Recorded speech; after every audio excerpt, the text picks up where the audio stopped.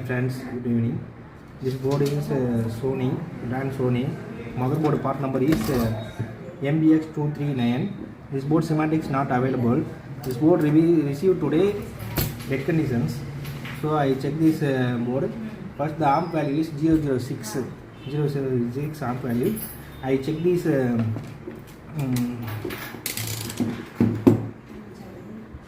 CLR. I check the CLR.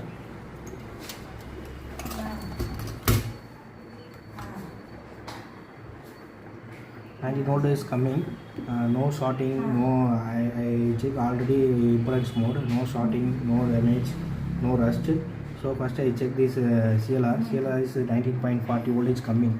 So I check first MOSFET, second MOSFET, drain is also high, this is N channel MOSFET, so drain is also, gate is also high. So I check 3 volt 5 volt standby IC. So this is 3 volt 5 volt coil. So I check this IC, standby IC. This is the standby IC. This IC part number is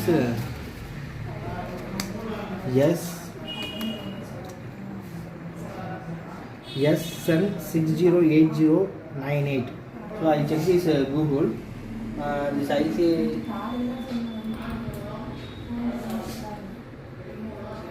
I check this Google. This IC is RT8206A, and I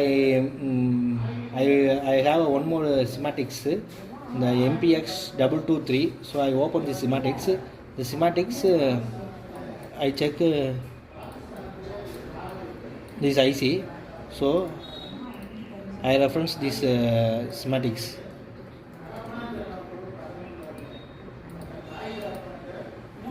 So this is the IC datasheet. So this is V in 6th pin, enable 4th pin, LDO 7th pin.